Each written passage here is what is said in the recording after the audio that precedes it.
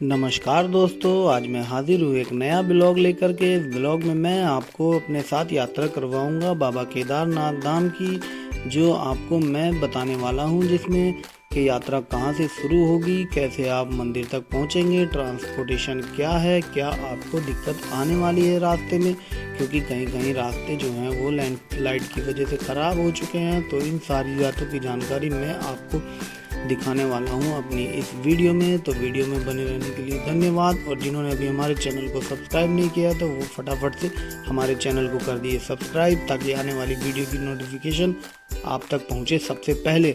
तो दोस्तों, वीडियो को करते हैं शुरू। तो दोस्तों, हमने अपनी यात्रा की शुरुआत की थी ऋषिकेश से, जो कि ऋषिकेश से केदारनाथ की जो दूरी है वो है 216 किलोमीटर। और रही बात रास्तों की, तो रास्ते इतने बढ़िया हैं, डबल रास्ते हैं, जो कि बहुत ही स्मूथ, जैसा कि आप देख ही पा रहे हैं। तो ट्रांसपोर्टेशन का कोई दिक्कत नहीं है, आप अपनी गाड़ी से आ सकते हैं, क्योंकि हम भी अपनी ही गाड़ी से इस यात्रा पर निकले हैं। इस समय हम पहुंच चुके हैं गौरीकुंड, यहाँ से जो है केदारनाथ के लिए ट्रैकिंग स्टार्ट होता है, इसीलिए यहाँ पर ट्रैकिंग पॉइंट कहा जाता है। सुबह के बज चुके हैं 4:30।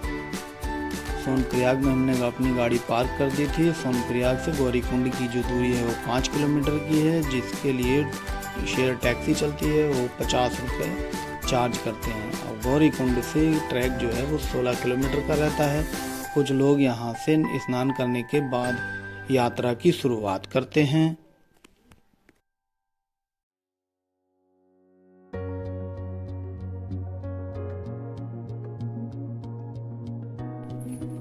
जिन लोगों को पैदल चलने में दिक्कत होती है, उन लोगों के लिए घोड़ा, खच्चर और पालकी यहीं से मिलती है, जिसके लिए यहाँ पर टिकट काउंटर बना हुआ है।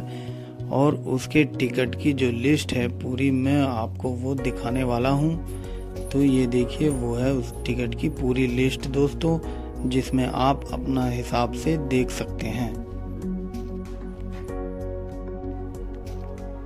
ये जो आप देख रहे हैं, यहाँ थोड़ा सा आगे जा कर के लैंडस्लाइड हुआ है, जिसके कारण यहाँ पर थोड़ी सी भीड़ लगी हुई है।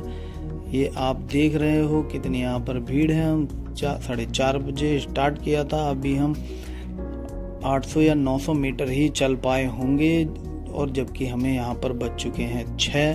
तो अब आप देख रहे होंगे इस लैंडस्लाइड की वजह से कितनी भीड़ है, जिसके कारण हम ऊपर नहीं जा पा रहे हैं अभी।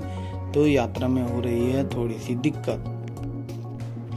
इसलिए मैं आपसे कहूँगा कि अगर आप आने वाले हैं तो आप जितनी जल्दी हो सके अपनी नीचे से ट्रैकिंग स्टार्ट कर दीजिए, क्योंकि रास्ते में कुछ प्रॉब्लम आ जाती है, जिसके कारण आपको पहुंचने में देर ना हो जाए। अगर आप जल्दी स्टार्ट कर देंगे तो ऊपर आप जल्दी आसानी से पहुंच जाएंगे दोस्तों।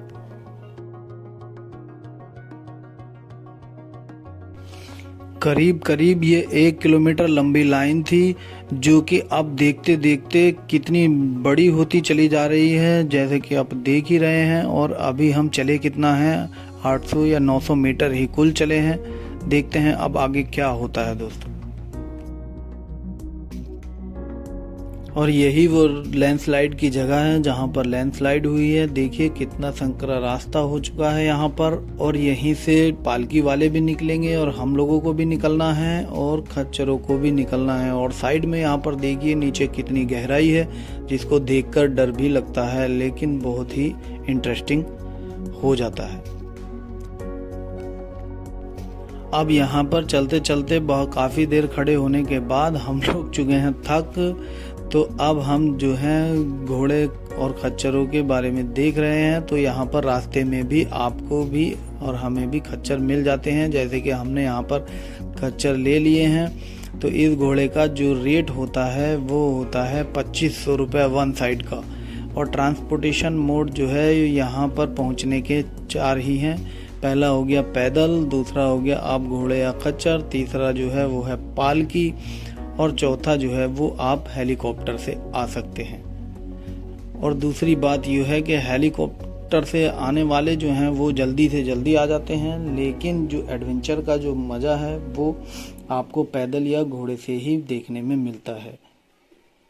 अब जैसे जैसे हम ऊपर की ओर चले जा रहे हैं तो यहाँ पर ठंडी ठंडी हवाएं आने लगी हैं और आप देख ही रहे हो कितना सुंदर दृश्य दिखाई दे रहा है। पहाड़ जो हैं जिधर भी देख रहे हैं ऊपर हम बर्फ से ढके हुए हैं दोस्तों, और बहुत ही अद्भुत नज़ारा है। यहाँ पहुँचने के बाद आप अपने आप भी ऐसा महसूस करेंगे, दिल को कितना आराम मिलेगा, कितना सुकून मिलेगा, कितना आप रिलैक्स फील करेंगे। ये भोलेनाथ की ही कृपा है जो कि आप यहाँ पर आते ही आपका ऑटोमेटिक ही मन ऐसा हो जाता है कि कितना ही रिलैक्स आप फील कर रहे हैं। 16 किलोमीटर की चढ़ाई भी या आपको ऐसी लगती है कि कुछ फील नहीं होता कि आपने कुछ चला भी है दोस्तों। यहाँ पर मैं आपको एक बात जरूर सजेस्ट करूँगा कि अगर आप पैदल चलने में थोड़े से अपने आप को कमज़ोर महसूस करते हैं या आपसे पैदल नहीं चला जाता है तो आप जो हैं हेलीकॉप्टर ही बुक करें, क्योंकि यहाँ पर खच्चर बुक करने से सेम ही रेट पड़ता है। आप खच्चर से जाएंगे तो भी सेम रेट है और हेलीकॉप्टर से जाएंगे तब भी सेम रेट है। तो अगर आप चाहें तो हेलीकॉप्टर से जा सकते हैं क्योंकि रेट सेम ही होने वाला है। और हेलीकॉप्टर की जो सुविधा है बहुत ही बढ़िया है, जो कि एकदम आते रहती है जाते रहती है, ज़्यादा देर हेलीकॉप्टर लगाते नहीं हैं। और जो है खच्चर वाले हैं वो मंदिर से 1.5 किलोमीटर दूर पहले ही उतार देते हैं। वहीं से मैं आपको जहाँ हमें उतारा है देखो, यहाँ से मैं आपको दिखाना चाहता हूँ। सामने वो मंदिर है, शायद आपको दिख रहा है कि नहीं दिख रहा है, मे भी दिख रहा हो। तो यहाँ से आगे का जो सफ़र है वो हमें 1.5 किलोमीटर का पैदल ही तय करना होता है। और रही बात हेलीकॉप्टर की, तो हेलीकॉप्टर से जो है वो ज़्यादा दूरी पर नहीं रहता है। मंदिर से 200 या 300 मीटर की दूरी पर ही हेलीकॉप्टर उतारते हैं, जो कि निरंतर चलते रहते हैं। ऐसा नहीं है कि वो कुछ टाइम बाद चलते हैं। जैसे ही हेलीकॉप्टर आता है सवारियों को उतारता है और तुरंत वापस से भरकर वापस चला जाता है। देखो जैसे ये हेलीकॉप्टर आया है तो ये आकर के 5 मिनट में ही सवारी उतार देगा और यात्रियों को दोबारा भर करके यात्रियों को वापस ले जाएगा। और सबसे बड़ी बात यह है दोस्तों कि यहाँ से नीचे जाने में ये सिर्फ 5 मिनट का ही समय लेता है। देखिए कितनी जल्दी यहाँ पर इन्होंने यात्रियों को उतारा है और दूसरे यात्रियों को बैठाकर अब ये फट से उड़ान लेने वाला है दोस्तों। ये देखिए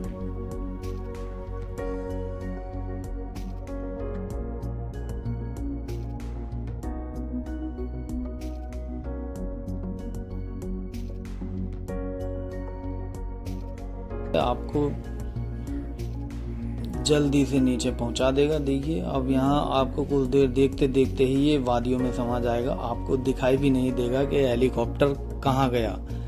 तो इधर से जो नीचे का सफ़र है वो हम हेलीकॉप्टर से ही करने वाले हैं। स्टार्टिंग जो हमने की थी चढ़ाई वो की थी हमने पैदल ट्रैकिंग करने की कोशिश की थी, अब हम हेलीकॉप्टर से वापस जाएंगे। अब देखिए हम मंदिर के जैसे जैसे पास पहुंचे हैं, ऊपर आकर मौसम कितना सुहावना हो गया है। नीचे जब हम थे तो मौसम कितना अच्छा लग रहा था, पहाड़ साफ सुथरे दिखाई दे रहे थे और बर्फ भी दिख रही थी। लेकिन यहाँ आकर मौसम जो है वो बिल्कुल बदल चुका है। बादलों ने यहाँ पर सबको घेर लिया है और ठंड भी ठीक ठाक हो रही है दोस्तों। तो यहाँ पर मौसम का कोई भरोसा नहीं रहता। रेनकोट जो है ले करके आए और गर्म कपड़े भी, अगर आप नहीं लेकर के आए हैं तो भी कोई दिक्कत नहीं है। यहाँ पर भी आपको रेनकोट इजीली और गर्म कपड़े इजीली मिल जाते हैं। ये देखिए आप मंदिर के लिए दर्शन के लिए कितनी लंबी लाइन लगी हुई है।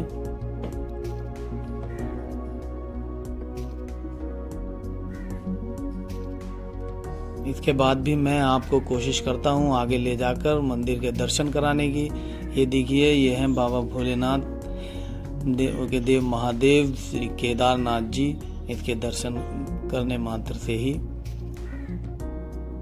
सुबह के 11:30 बज चुके हैं जो हम यहाँ पर पहुँच चुके हैं। अब देखते हैं यहाँ का नज़ारा। ये देखिए दोस्तों कितना ही बादल हो चुके हैं यहाँ पर। यहाँ आने के बाद एक बात तो जरूर है कि लोग कहते हैं स्वर्ग से जो हवा आती है वो यहीं से आती है, क्योंकि मंदिर के पीछे कहीं कुछ भी नहीं है। जो हवा आती है वो बहुत ही एक मन को रोमांचित कर देती है दोस्तों।